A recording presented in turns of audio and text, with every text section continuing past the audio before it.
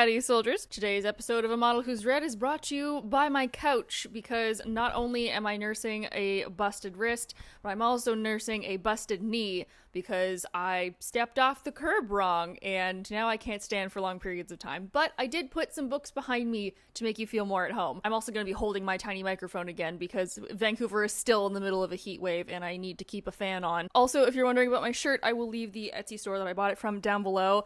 Not affiliated, but if she ever wants to sponsor me, hey. So this video came to be from a couple of different sources. Number one was a long rant that I cut out of my last video when I was talking about Take a Hint, Danny Brown, all about how I had seen it on the internet and I knew I was gonna like it because all my friends liked it, but for some reason I still was nervous about it. I didn't know why. Secondly was that I was talking to one of my author friends about how romance books tend to get categorized as brain candy to an audience, which might sound nice, but actually has a lot of negative connotations attached to it. Thirdly, is that the other day I was reading Electric Idol in my workplace, and as I was walking out of my office to go to lunch and holding that, one of my male coworkers was like, "Oh, what are you reading?" And I was so embarrassed to say that I was reading a romance novel that I was like, "Oh, it's Greek mythology retelling of Eros and Psyche." He's like, "Oh, Greek mythology." And I was like, "Yes, just Greek mythology, nothing more." And all the books behind me are some of my favorite romance novels.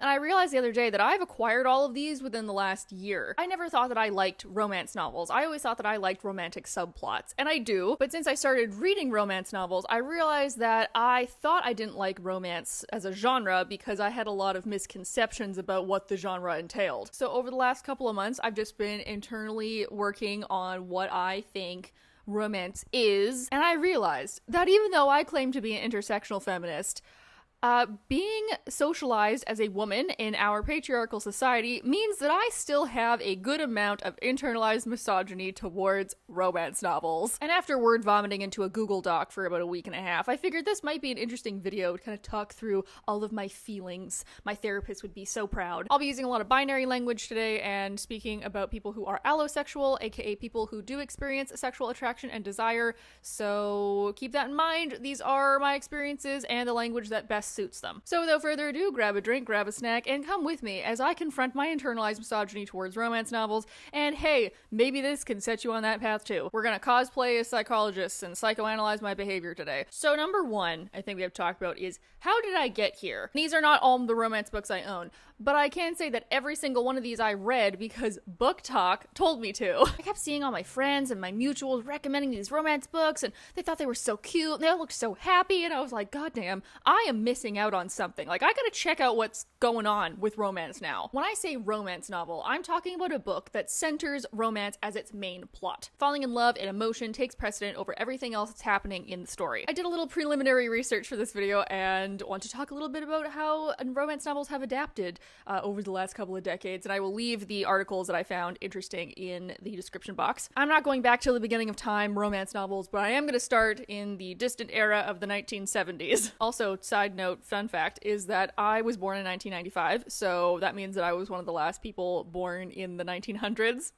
And it always freaks me out a little bit when I say it like that. I'm an elder Gen Z. Alright, so popular romance novels of the 1970s were called bodice rippers, mostly because these books were set in the past, and the covers usually had some woman in a historical-ish gown, usually being ripped off by the hero. The heroines were usually young and virginal, and the heroes were older and more domineering men. This often led to a lot of sexual assault and questionable consent within these novels. But during the 70s was a second wave of feminism, and so in the 80s and 90s, the genre adapted and changed, and now we're getting more modern and strong female characters. They started getting into longer-term relationships with men who saw them as equals, and they were the ones that started to actively seek out sex and seek out enjoyable consensual sex. And the reason that those novels were first considered feminist was because it was the heroine taking action. She was not having anything passively put upon her. She was making her own choices. Even if they were limited circumstances, it was her that was taking action. However,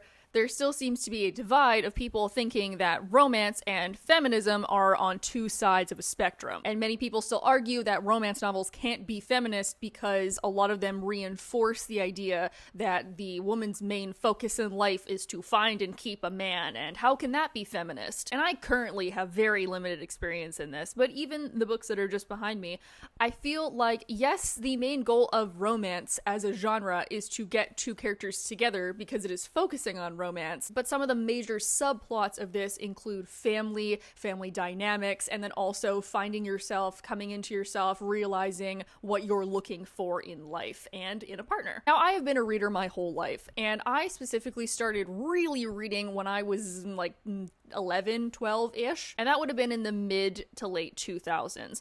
So at this time, we had a slew of feminist romance novels coming out, and the genre was adapting, but I wasn't ready for it. I was reading young adult novels. Quirky main characters were all the rage. There couldn't be two women in the same book without some kind of rivalry. There was one kiss per book if you were lucky, and love triangles made it seem like everyone was gonna fall in love with you because you were not like other girls. So from reading all of those, that heavily contributed to me not having a not like other girls phase. Growing up, I was awkward, I didn't have any friends, so I was pretty lonely, so I read a whole bunch, and I'm just getting reinforced by the media that I'm consuming that people, specifically men, because this is before I knew I was queer, men wanted quirky, not like other girls who liked things that boys liked. I did a video that has similar themes, which I will leave up there, which was when I talked about adults who read YA, and I did a full thesis research paper on this for one of my gender studies programs, which I got full marks on, in which I talked about how because YA is a mainly feminine space with feminine female authors and a lot of main characters being women, along with it being under the umbrella of children's literature, it tends to get devalued as a whole. Statistically and historically, women have less social capital than men, and so anything that gets associated with women or women's spaces becomes devalued in society. So here's just a quick reminder that just because something is marketed to or relates to women does not make it any less valuable than anything else. So, at the time when I became aware of romance novels, the books themselves may have become more feminist and accepting, but little baby Rachel was still under the impression that women could only be pure or they could be sexily hellish. Ooh, hellishly sexy might be a good biography name. Also at the time, cover designs for these books, with YA and regular adult romance, the more romantic heavy ones were black and red, and the adult ones usually had half-naked, busty women on them, or like shirtless men with rippling 12-packs. Or if they were softer, historical romances like the traditional bodice rippers, they had women with curly blonde hair and these, very feminine pink floral dresses. And because I was a sheltered goody two-shoes who got straight A's and didn't even say the word hell until I was 15, plus I was reading all this stuff that said that sexy people were bad, both of those extremes of the red, black, half-naked men covers and the hyper-feminine, super beautiful covers, I thought both of those were bad. Plus, as a tween and young teen, I was not ready to draw sexual attention to myself. And so I thought that if I was seen reading one of those books, people would know that I was reading about sex. And not all romance books have sex in them, but traditionally, romance and sex go hand in hand in whatever kind of ridiculous euphemism that you could possibly want. Her garden of pleasure, his velvet-wrapped steel. But like I said earlier, I like romantic subplots, so that's not to say that I didn't like reading about romance and sex. It was just, I wanted to do it discreetly. But that's only because romance and sex are taboo in society when they really shouldn't be, because it's bodies and natural and there's nothing wrong with it. I don't know. People want to look and read about all kinds of things that are considered taboo. So I don't blame myself or anybody else who doesn't want to show the cover, especially if the cover is very explicit. But something I'm unpacking by myself is, why am I embarrassed to be seen reading this? I'm an adult. It's not like I don't know what sex is. It's not like I can't read. I don't know. We're still working through it. We're working through it in today's video. Speaking of covers, that's also something that, to me at least, has made romance more accessible. Because before, we only got the two extreme version covers, but now, like, you could look at this and be like, oh, that's probably a cute romance novel. And it is, but it's not so in your face about it, and maybe that's what I like, because I'm a shy person and don't like advertising anything crazy. So I had all these weird thoughts about romance books, and truly, it was not until Book Talk came and showed me the way, showed me the amazing variety of romance novels that are out there, that I really started to break down my ideas about it, which is kind of sad because it only happened like 2 years ago. So after reading a bunch myself and asking a bunch of my friends about why they like reading romance novels, I have a list of reasons why people like romance novels, and it all makes a lot of sense. What the backbones of romance novels are connection, emotion, and communication, and I had this thought when I was reading Dani Brown, so let me just do a dramatic reading for you all today. But it's all about emotion, Dan. The whole thing, the whole story, the whole point. Just book after book about people facing their issues head on and handling it and never ever failing. At least not for good. I feel like my world has already ended unhappily, but every book I read about someone who's been through the worst and found happiness anyway seems to say the opposite. Like, my story didn't need to be over if I didn't want it to. Like, if I could just be strong enough to reclaim my emotions and to work through them, maybe I'd be okay again. That's kind of what inspired me to keep going, to make good choices even when feeling better seemed impossible. Whew, Talia Hibbert. To a degree, all romance novels are relatable. Doesn't matter if there's dragon shifters, or hot aliens, or a tattoo-covered motorcycle riding bad boy that lives next door.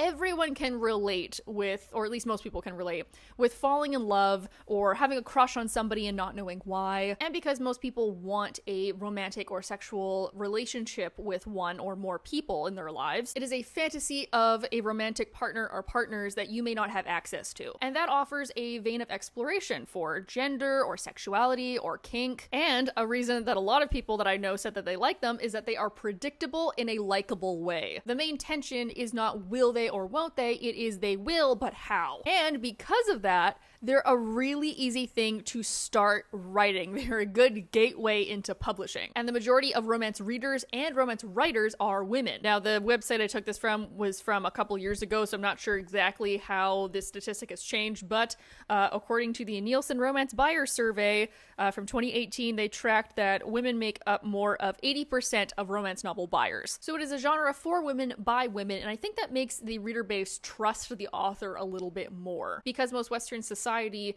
still sees women on a spectrum of purity, romance books are the largest cultural space that women can explore and write about their own pleasure and sexual fantasies. And author Sarah Grant says that romance is one of the few places where a woman is the subject in sex rather than an object. And author Ruthie Knox, aka Robin York, for this one, she says that she uses her characters to teach communication about sex, especially since a lot of her books are new adult. Now, that all being said, I need to switch gears just a little bit and talk about the wild, wild west that are the romance novels on Kindle Unlimited. Now, don't get me wrong, I love Kindle Unlimited. There are some absolute gems on there, but I will say that the stereotype that Kindle Unlimited has surrounding the romance novels tends to be true. If for some reason you don't know, Kindle Unlimited is a subscription-based service through Amazon that allows authors to self-publish books that then for a small fee each month can be downloaded by the user to read and return, kind of like a library, or if you don't have Kindle Unlimited, to purchase as an ebook. There is a big stereotype around self-published books being much poorer quality than traditional published books,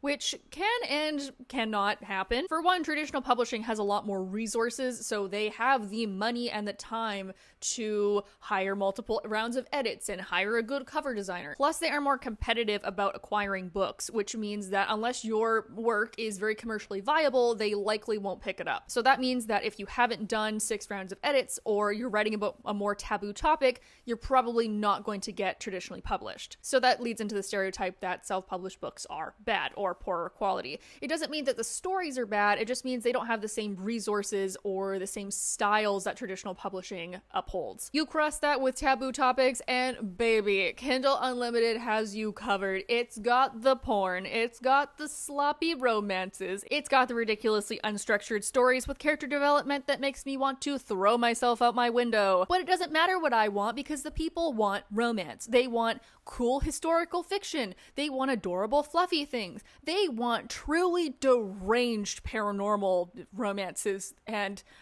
I'm intrigued yet horrified. But it also means that self-publishing has the most diverse portfolio of romances. A lot of women of color or other marginalized communities were not seeing traditional publishers pick up their stories, so they decided to self-publish instead. Because even to this day, with the adorable cartoon covers and diverse queer rep pop romance novels, don't usually focus on the diverse, modern, or dark side of romance, and still tend to heavily lean on the bodice ripper stereotype. Though we are getting much better with that. People still see romance novels being printed with couples kissing on the front, or they see the unlimited number of ridiculous sexy books on Kindle Unlimited, and they say that reading romance is a guilty pleasure, or that they are brain candy trashy books, which really is just another way to disparage and dismiss women's experiences, wants, and needs, and recycles the idea that women shouldn't find pleasure in anything. You can't say, I love trashy romance novels, they're so empowering,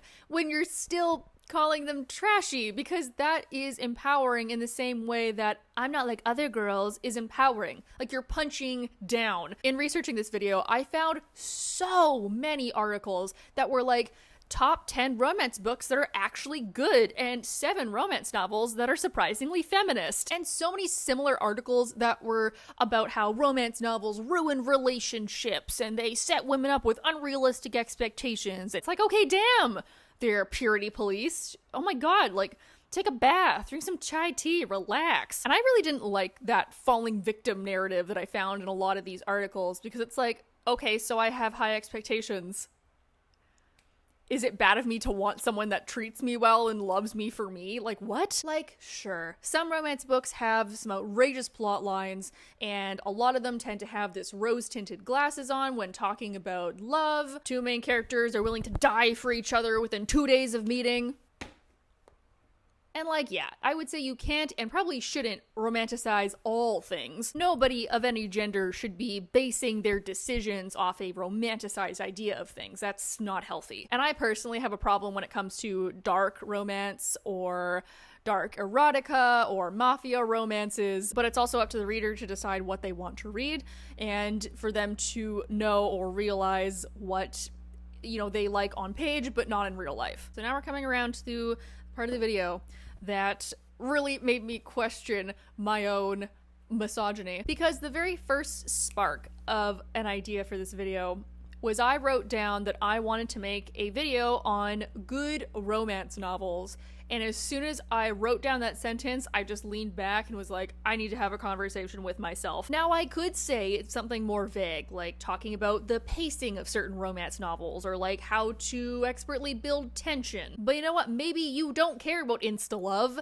and that's not a deal breaker for you in your romance novels. So me making an actually good romance novels book is literally what I'm trying to deconstruct in this video. But the way that my brain made it to the sentence actually good romance books was because I was thinking of how I get recommended a lot of books on BookTube or BookTok or the recommended feed on Kindle Unlimited that were these kind of dark romances or like heavy eroticas. And like, don't get me wrong, you know, I like reading some of those every once in a while too. Like, I'm no stranger to a spicy book. Now, knowing that I personally do not like kidnapping stories or bully romances or dark, very violent erotic fantasy novels, I knew that I would maybe not like them, or I had lower expectations of liking them. But Rachel, then why do you start reading them? Because I, had a friend that recommended it, and I trust most of my friends' recommendations, and every once in a while I do like to kind of test the waters and check out if I like something now. But I personally have a problem with marketed dark romances, bully romances, mafia romances, because I find that a lot of them tend to focus on pain and trauma or heavy, heavy kink that has not been discussed previously and consented to fully by all partners, that have a lot of focus on the main character being dominated or having these very possessive love interests, which is not the same as protective. And I think I did a video last year, maybe it was 2 years ago, I don't know. I had short hair, so it was probably 2 years ago, on my experiences reading these trauma porn new adult books when new adult was becoming a thing. And I can suspend my disbelief for a lot of different things. And just because something is quote-unquote not feminist doesn't mean that I can't enjoy it, but I also have to realize, and what I want a lot of the audience to realize, that I don't think they are, especially if they're a younger reader base, is that that is not a good portrayal of what a relationship should be. Your partner or partners that love you should trust you, they shouldn't be over domineering, they shouldn't be trying to change who you are, they shouldn't be trying to keep you away from other people. However, readership for that type of market is huge. So I know a lot of people enjoy that, it's just not for me. So in that context, I can see readers looking at a dark romance book that has a very toxic relationship and saying, well, like, that's just trashy and bad, and anybody who enjoys that is a bad person. But then again, I can't sit over here and say, okay, well, the actually good ones are these ones, because that is just me regressing back into trying to distance myself away from something that other women like. Like, we could talk all day about how this book is not a good relationship dynamic. Am I gonna look for somebody like this when I am entering the dating pool? No. But did I enjoy this book? Yeah. And maybe it's just because I'm an English major who likes to read into things and critique every bit of literature currently possible, that romance novels of all subgenres allow a reader to explore and redefine what they think love and relationships are. Because at the end of the day, romance is made for happiness. It's made to end with a happy ending of whatever that means to you. It values empathy and emotion and passion in a way that other books don't. And just like anything else in the world, the romance genre is not a monolith, and there's a wide variety across a very broad spectrum of different themes and subtropes and subgenres, and it's up to you to decide what you consider to be good or bad or want to take inspiration from or not. And if all else fails, just go to Book Talk. They got you covered. Oh wow, we did it. That's actually, okay, you know what? I'm pretty happy with that. That's like a long script. I have 6 pages of notes. And we got through them in, well, I don't know how long this video is gonna be, but I feel like this went well. My knee is still not super happy with me because I had to go powder my face halfway through this video so I didn't blind you with my face grease. Literally the other day my friend was like, oh my gosh, I love your highlighter. And I was like, thank you, I'm not wearing any, it's just me, but oily. So yeah, I don't know, read what you want to read, engage with media critically time to time, and internally think about, you know, your own privileges and how you were raised, and maybe how that applies to other people in the world and how they feel about that. For example, I believe that everybody should have rights, but apparently a lot of people in the world don't think that. The last couple of months, the cogs in my brain have been slowly turning again, and I'm realizing I'm letting myself enjoy romance novels, whereas before, again, because I had that misogynistic view on things that I, you know, probably am still gonna be working through for a little while, of the like, well, if I like this, then, like, I'm no better than anybody else. But, like, what's so wrong about that? A lot of people like a lot of stuff. Again, deconstructing the devaluing of women. So next time, when some middle-aged professor comes into my office and asks what I'm reading, I'm gonna tell him I'm reading Greek god porn. No, I'm not gonna say that. But I will say I'm reading a romance novel and dare them to say anything about it. Also, yes, I was reading this in my place of employment. I've read way worse things in my place of employment. I suppose I can ask you all to leave your favorite romance novel down below and what you liked about it. Now I'm going to go and ice my knee and turn my air conditioning unit back on because it's getting real warm in here again. But it's okay, I'm not wearing pants. See, my outro is kind of hard to do with one hand, so bear with me until I get better audio quality that will cancel out the sound of my fan or my AC unit in the background. You know where to click to like the video, you know where to click to subscribe. I hope you guys are having a nice day wherever you are, and I will see you all next week. Bye!